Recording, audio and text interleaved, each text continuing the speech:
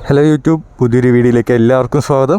അപ്പോൾ ഇന്ന് എൻ്റെ ഇതുള്ളത് ഡ്യൂക്കിൻ്റെ 160 ആണ്. അതായത് KTMലേക്ക് പുതിയൊരു സെഗ്മെൻറ്റ് ബൈക്കും കൂടി ഇതാ വന്നിരിക്കുന്നു. അപ്പോൾ ഇതിപ്പോൾ ഞാൻ സത്യം പറഞ്ഞാൽ ഏറ്റവും കൂടുതൽ എന്താ പറയുക റൈഡ് ചെയ്യാൻ എക്സ്പെക്റ്റ് ചെയ്തത്, അതായത് ആഗ്രഹിച്ചൊരു ബൈക്കാണ്. അപ്പോൾ ഫൈനലി അത് ഇന്ന് എൻ്റെ കയ്യിൽ കിട്ടിയിരിക്കുകയാണ്. സത്യം പറഞ്ഞാൽ നല്ല രസമുണ്ട് വണ്ടി ഓടിക്കാൻ കേട്ടോ. ട്രാഫിക്കിലൊക്കെ നല്ല രസമുണ്ട് ഫിൽറ്റർ ചെയ്ത് ഓടിക്കാനെല്ലാം. ഇന്നത്തെ വീഡിയോ എന്താണെന്ന് വെച്ചാൽ ഈ വണ്ടിയുടെ റിവ്യൂ ആണ്. ഇതിലെനിക്ക് ഇഷ്ടപ്പെട്ട കാര്യങ്ങളും ഇഷ്ടപ്പെടാത്ത കാര്യങ്ങളുമാണ് ഇന്നത്തെ വീഡിയോയിൽ ഉള്ളത്. സത്യം പറഞ്ഞാൽ ബൈക്കാണ് നല്ല രസമുണ്ടല്ലേ. ഈ ഓറഞ്ചിനകത്ത് ബ്ലാക്കും പിന്നെ നമ്മളെ ക്ലാസിക് ഡ്യൂക്കിൻ്റെ ആ ഹെഡ്ലൈറ്റും വന്നേക്കുന്നത് എനിക്ക് സത്യം പറഞ്ഞാൽ ഈ ഹെഡ്ലൈറ്റ് ഭയങ്കര ഇഷ്ടമാണ് കേട്ടോ. കാണാൻ എന്തൊരു ഭംഗിയാലേ. അപ്പോൾ നമുക്ക് നേരെ ഡ്യൂക്ക് 200 ഇരിപ്പുണ്ട് പുതിയത്. അയ്യോ അത് നമ്മളല്ല കേട്ടോ, അത് അവിടെ പാർക്കിൽ വന്ന ആരോ ബൈക്കാണ്. അപ്പോൾ നമുക്ക് നേരെ ഇതിൻ്റെ റിവ്യൂയിലോട്ട് കിടക്കാം.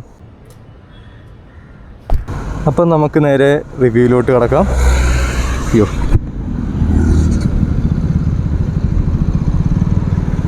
അപ്പോൾ ഇന്ന് എൻ്റെ ഉള്ളത് KTMൻ്റെ പുതിയ ഡ്യൂക്ക് 160 ആണ്. വണ്ടിയെക്കുറിച്ച് പറയാനാണെങ്കിൽ ഇതിൽ വന്നിരിക്കുന്നത് 164 cc എഞ്ചിനും 18 ഹോഴ്സ് പവറും 15 Nm ഓഫ് ടോർക്കാണ്. അത് എങ്ങനെയുണ്ടെന്ന് ചോദിച്ചാൽ സത്യം പറഞ്ഞാൽ എനിക്ക് ബൈക്ക് ഭയങ്കരമായിട്ട് ഇഷ്ടപ്പെട്ടു കേട്ടോ. ഞാൻ പറയാൻ കാരണം എന്ന് വെച്ചാൽ സിറ്റിയിലൂടെ ഫിൽറ്റർ ചെയ്ത് ഓട്ടിക്കാനും. അതിനുമുമ്പ് ഒരു കാര്യം പറയാം, ഇതിപ്പോൾ ഞാൻ ഓടിക്കുന്ന 4 ലൈൻ റോഡാണ്. അപ്പോൾ നമ്മൾ ഈ ലെയിൻ മാറുമ്പോൾ ഒന്ന് ഇൻഡിക്കേറ്റർ ഇട്ട് കാറുകാരായാലും ബൈക്കുകാരായാലും ഒന്ന് തിരിയാൻ ശ്രമിക്കുക കേട്ടോ. ഇപ്പോൾ ഈ കാറുകാരൻ തിരിഞ്ഞുണ്ടോ, ഇൻഡിക്കേറ്റർ ഇടാതെ പെട്ടെന്നാണ് ഇടത്തോട്ട്. അത് കണക്കാണ് പുള്ളിക്കാരൻ വലത്തോട്ടും തിരിഞ്ഞു. അപ്പോൾ ആര് വണ്ടി ഓടിച്ചാലും ഇതിനൊക്കെ ലൈൻ വരുന്ന വണ്ടികൾ റോഡ് വരുവാണെങ്കിൽ, അതായത് ഇപ്പോൾ 4 ലൈനാണിത്, 4 ലൈനിലൊക്കെ നമ്മൾ ഇത് ചെയ്യുമ്പോൾ ഇൻഡിക്കേറ്റർ ഇട്ടൊന്ന് തിരിയാൻ ശ്രമിക്കുക. അല്ലെങ്കിൽ എതിരെ വരുന്നതെന്ന് അറിയത്തില്ല. ഞാനിപ്പോൾ പറയാൻ അതിപ്പം വിട്ടേരെ, അത് വേറൊരു വീഡിയോ ചെയ്യാം റോഡിലൂടെ എങ്ങനെയൊക്കെ വണ്ടി ഓടിക്കണം എന്നുള്ളത്. അപ്പോൾ നമുക്ക് ഈ വണ്ടിയെക്കുറിച്ചുള്ള കാര്യങ്ങൾ പറയാം. അപ്പോൾ ഇത് ഡ്യൂക്ക് 160 ആണ്. അപ്പോൾ 18 ഹോഴ്സ് പവറും 15 Nm ഓഫ് ടോർക്കാണ് വണ്ടി ഡെലിവർ ചെയ്യുന്നത്. അത് എങ്ങനെയാണെന്ന് വെച്ചാൽ സത്യം പറഞ്ഞാൽ രക്ഷയില്ല. ഞാൻ പേടിച്ചു പോയി. ഒന്ന് ഡൗൺ ഷിഫ്റ്റ് ചെയ്ത് കൈ കൊടുത്തു കഴിഞ്ഞാൽ വണ്ടി കിടിലുമായിട്ടാണ് പുള്ളി ചെയ്തുകൊണ്ട് പോകുന്നത്. അപ്പോൾ നിങ്ങളിതിലിപ്പോൾ ശ്രദ്ധിച്ച് കാണും, ഇതിൽ സ്പീഡോമീറ്റർ കാണിക്കുന്നില്ല. സത്യം പറഞ്ഞാൽ ഇത് ടെസ്റ്റ് ഡ്രൈവ് വെഹിക്കിൾ ആണെന്ന് പറഞ്ഞാണ് എൻ്റെ തന്നത്. അപ്പോൾ ടെസ്റ്റ് ഡ്രൈവ് വെഹിക്കിൾ തന്നെ രജിസ്ട്രേഷൻ അല്ല. ഇത് എന്തുകൊണ്ട് ഡിസേബിൾ ചെയ്തെന്ന് എനിക്കറിയില്ല. അത് ഞാൻ ചോദിച്ചിട്ട് വീഡിയോയുടെ അവസാനം അല്ലെങ്കിൽ വോയിസ് ഓവർ ചെയ്ത് പറയാവുന്നതാണ്. ഓക്കെ, അപ്പോൾ ഇത് എന്തുകൊണ്ട് ഡിസേബിൾ ചെയ്തിട്ടേക്കുന്നത് എനിക്ക് കറക്റ്റ് ഇപ്പോൾ അറിയില്ല. ഞാനും അത് ഓടിച്ച് തുടങ്ങി കുറച്ച് നേരം ആയതിനു ശേഷമാണ് ശ്രദ്ധിച്ചത്. 5 അല്ല, എനിക്ക് 3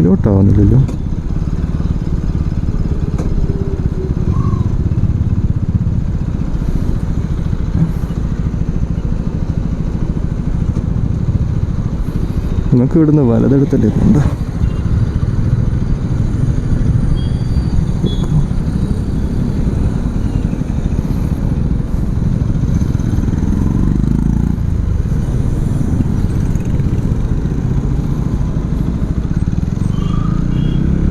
ഇതിൻ്റെ പവറൊന്ന് നോക്കാം.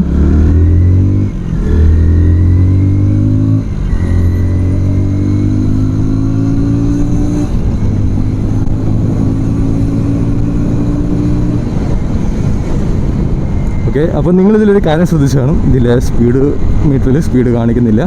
സംഭവം എന്ന് വെച്ചാൽ ഇത് ടെസ്റ്റ് വെഹിക്കിൾ തന്നെയാണ്. പക്ഷേ എന്തുകൊണ്ടാണ് കാണിക്കുന്നത് എന്നുള്ള കാര്യം ഞാൻ ചോദിക്കാനും വിട്ട് അവർ പറഞ്ഞതുമില്ല.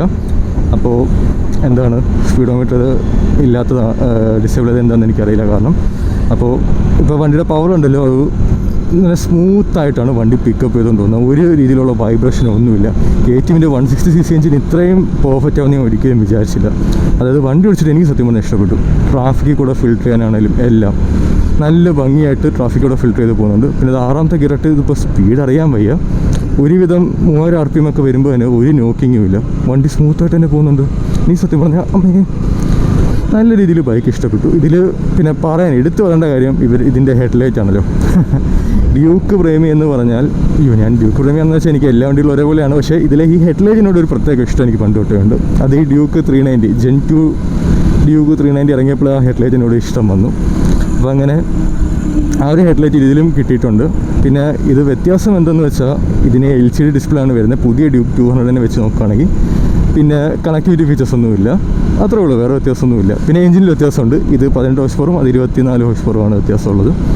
പിന്നെ ഈ വണ്ടി കംഫോർട്ട് എങ്ങനെ ഉണ്ടെന്ന് വെച്ചാൽ സീറ്റിംഗ് കംഫോർട്ട് ഇത്തിരി ചെറുതാണ് കേട്ടോ. അതിപ്പോൾ ഞാൻ അഡ്വഞ്ചർ ഓടിച്ച് ശീലിച്ചുകൊണ്ടാണോ എന്ന് എനിക്കൊരു സംശയമുണ്ട്. ചെറിയൊരു സീറ്റാണ്.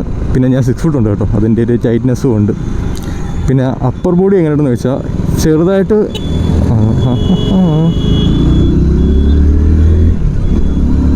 ചെറുതായിട്ട് ഫ്രണ്ടിലോട്ട് ലീൻ ചെയ്ത് ഒരു സ്പോർട്ടി രീതിയിലാണ് അപ്പർ ബോഡി ഇരിക്കുന്നത്. ലോവർ ബോഡി ചെറിയൊരു സ്പോട്ടിലാണ്, പക്ഷേ ഇതുവരെ എനിക്ക് ബോഡി പെയിനൊന്നും വന്നിട്ടില്ല. പിന്നെ ഇത്ര നേരം ഓടിച്ചത് ഈ ഷോൾഡറിൻ്റെ ആ ഒരു ഭാഗം, താഴ്ഭാഗമായിട്ട് എനിക്ക് വേദന എടുത്തുള്ളൂ. അതിപ്പം 6 ഫുട്ടിനകത്തുള്ളവർക്ക് പ്രശ്നമില്ല. ഇതിപ്പോൾ ഞാൻ 6 ഫുട്ട് ഉണ്ടായതുകൊണ്ട് എനിക്ക് ആ ഒരു പ്രശ്നവും ചെറുതായിട്ടൊരു വേദന എടുത്തുള്ളൂ, അല്ലാതെ വേറെ കുഴപ്പമൊന്നുമില്ല. പിന്നെ വണ്ടിയുടെ വൈബ്രേഷൻസിനെ കുറിച്ച് പറയുകയാണെങ്കിൽ ഒരു വൈബ്രേഷൻസും എനിക്ക് ഇതുവരെ ബോധർ ചെയ്തിട്ടില്ല. നല്ല രീതിയിലാണ് എന്താ പറയുന്നത് വണ്ടി ഓടുന്നത് തന്നെ. ഓടുന്ന അറിയുന്നില്ല, അൺവാണ്ടഡ് ഷിഫ്റ്റിംഗ് ഇല്ല.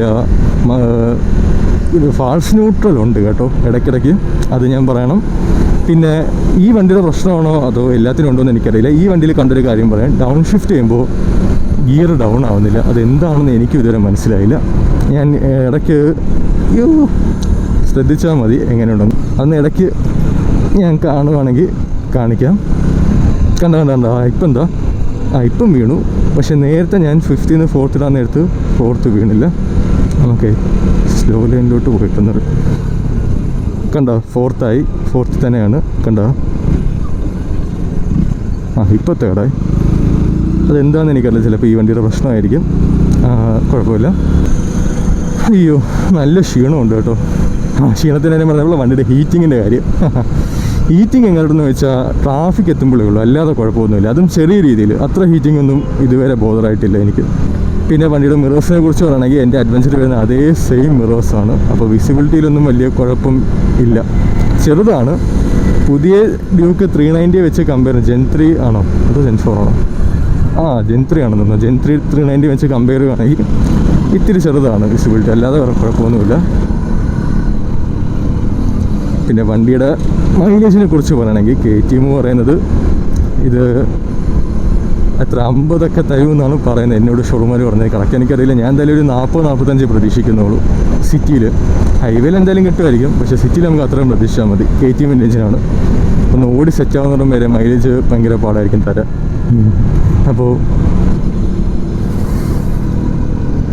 വണ്ടിയുടെ ബ്രേക്കിങ്ങിനെ കുറിച്ച് തന്നെ നമുക്ക് അടുത്ത പറയാം. വണ്ടിയുടെ ബ്രേക്കിംഗ് എങ്ങനെയാണെന്ന് വെച്ചാൽ KTMൻ്റെ സ്ഥിരം ബ്രേക്കിംഗ് പോലെയാണ്. പിടിച്ച വണ്ടി നിൽക്കും എന്നുള്ള കോൺഫിഡൻസ് നമുക്ക് ക്ലിയർ ആയിട്ട് വണ്ടി തരുന്നുണ്ട്. അതിപ്പോൾ എത്ര സ്പീഡിൽ പോയാലും ശരി വണ്ടി നിൽക്കും. ആ ഒരു കണ്ടോ, ഉറപ്പ് വണ്ടി നമുക്ക് തരും. ഉറപ്പല്ല, കോൺഫിഡൻസ് നമുക്ക് തരും. അയ്യോ. പിന്നെ വൈബ്രേഷൻ ഉണ്ടോയെന്ന് ചോദിച്ചാൽ ഈ ഒരു ഭാഗത്തായിട്ട് ത്രോട്ടിൽ കൊടുക്കുമ്പോൾ ചില ഗിയറുകളിൽ മാത്രമേ ഉള്ളൂ വൈബ്രേഷൻ. അല്ലാതെ ടാങ്കിലോ ഫുഡ് റെസ്റ്റിലോ ഇവിടെ ലെഫ്റ്റ് ഹാൻഡ് ബാറിലോ ഒന്നും വൈബ്രേഷൻ ഞാൻ അനുഭവപ്പെടുന്നില്ല. കുഴപ്പമില്ല കേട്ടോ. വണ്ടി എനിക്ക് ഇഷ്ടപ്പെട്ടു. ഞാൻ ഇഷ്ടപ്പെടാൻ കാരണം എന്താണെന്ന് വെച്ചാൽ നമ്മൾ നേരത്തെ കണ്ട് ഇഷ്ടപ്പെട്ടു വരുന്ന ആ ഒരു ഡ്യൂക്ക് 390 അതേ സ്പ്ലിറ്റ് ഹെഡ്ലൈറ്റാണ് ഇതിന് വരുന്നത്. അതുകൊണ്ട് വണ്ടി എനിക്ക് ഭയങ്കര ഇഷ്ടമാണ്. പിന്നെ നമുക്ക് ഈ വണ്ടി ഇന്ന് കിട്ടിയത് KTM വൈറ്റില ഷോറൂമിൽ നിന്നാണ്. അപ്പോൾ നിങ്ങൾക്ക് വണ്ടിയുടെ റിവ്യൂ അല്ലല്ലോ, നിങ്ങൾക്ക് വണ്ടിയുടെ ടെസ്റ്റ് ഡ്രൈവിനും വണ്ടിയുടെ ബുക്കിങ്സിനും എൻക്വയറീസിനുമായി കോൺടാക്ട് നമ്പറും ഡീറ്റെയിൽസും, ഷോറൂമിൻ്റെ കോൺടാക്ട് നമ്പറും ഡീറ്റെയിൽസും എല്ലാം ഞാൻ എൻ്റെ ചാനലിൻ്റെ ഡിസ്ക്രിപ്ഷനിലും എൻ്റെ വീഡിയോയുടെ താഴെയായിട്ട് ഞാൻ കൊടുക്കുന്നതായിരിക്കും. പിന്നെ നിങ്ങൾക്ക് എന്ത് ഡൗട്ട്സ് ഉണ്ടെങ്കിലും വിളിച്ചാൽ മതി.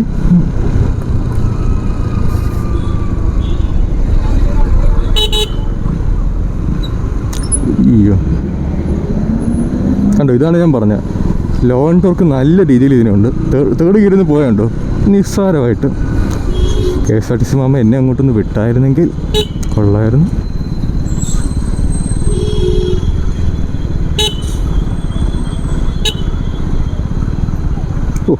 ഫോൺ അടിച്ചിട്ട് ഒതുങ്ങി തന്നല്ലോ. പിന്നെ ഞാൻ ഈ ബൈക്കിൽ നോട്ടീസ് ചെയ്തൊരു കാര്യം പറയാം. ഇതിൽ ഗിയർ ഡൗൺ ഷിഫ്റ്റ് ചെയ്യുമ്പോൾ എന്താണ് ഈ ബൈക്കിൻ്റെ പ്രശ്നമാണോ അതോ എല്ലാത്തിനും ഉണ്ടോ എന്ന് എനിക്കറിയില്ല. അപ്പോൾ ഇതിൽ ആ ഒരു കാര്യം ഞാൻ പറയാം. ഗിയർ ഡൗൺ ഷിഫ്റ്റ് ചെയ്യുമ്പോൾ ഡൗൺ ഷിഫ്റ്റ് ആവുന്നില്ല. ഞാൻ അതിൻ്റെ ഒരു ഫുട്ടേജ് ഞാൻ നേരത്തെ റെക്കോർഡ് ചെയ്തത് കാണിക്കാം. ആ ബസ്സുകാരനാണ് ഇത്രയും ട്രാഫിക് ഉണ്ടാക്കിയത്. ദൈവമേ,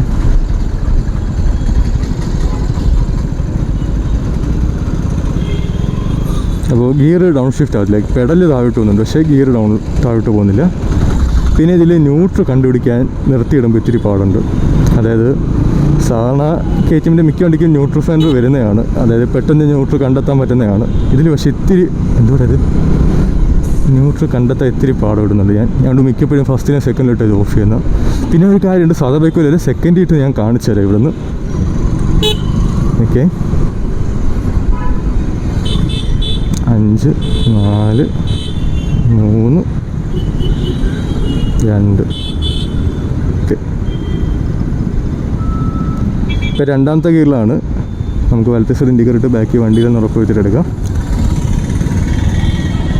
രണ്ടാമത്തെ ഗിയർ എന്താ വലിയ കുഴപ്പമൊന്നുമില്ലാതെയാണ് വണ്ടി വലിച്ചെടുത്തുകൊണ്ട് പോകുന്നത്.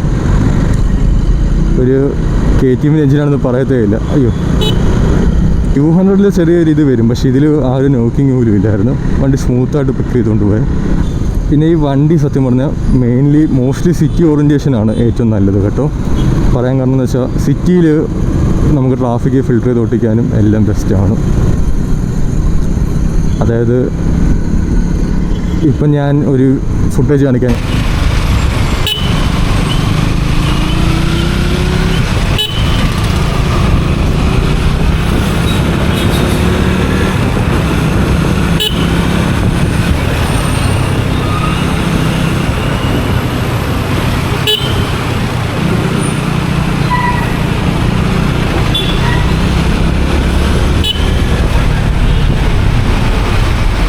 പിന്നെ ഇതിൻ്റെ ഓൺ റോഡ് പ്രൈസ് ഇപ്പോൾ വരുന്നത് 2,37,000 സംതിങ് ആണ് വരുന്നത്. പിന്നെ ഈ GSTയുടെ ഇത് കഴിഞ്ഞ് 20,000 രൂപയോളം കുറയും എന്നാണ് എന്നോട് ഷോറൂമുകാർ പറഞ്ഞത്. അപ്പോൾ ഞാൻ പറയുന്നതെന്ന് വെച്ചാൽ ഈ സെപ്റ്റംബർ 22 കഴിഞ്ഞാൽ ഇതിൻ്റെ വില എന്തായാലും കുറയും. അപ്പോൾ നിങ്ങൾക്കിതൊരു 2,10 എടുക്കാൻ പറ്റുമെന്നാണ് തോന്നുന്നത്. ചിലപ്പം കൂടുതലായിരിക്കും, ചിലപ്പം കുറയായിരിക്കും. അപ്പോൾ എസ്റ്റിമേറ്റഡ് പ്രൈസ് ഞാൻ പറയുന്നത് 2,10. ദൈവമേ, 2,10 ഈ ബൈക്ക് കിട്ടും. അപ്പോൾ അത് ലാഭമാണോയെന്ന് ചോദിച്ചാൽ കുഴപ്പമില്ലെന്ന് ഞാൻ പറയത്തുള്ളൂ.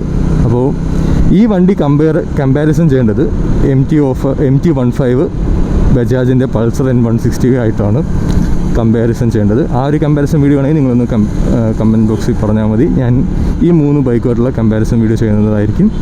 എന്നിട്ട് ഇതിലേതാ നല്ലതെന്നും ഞാൻ പറയുന്നതായിരിക്കും.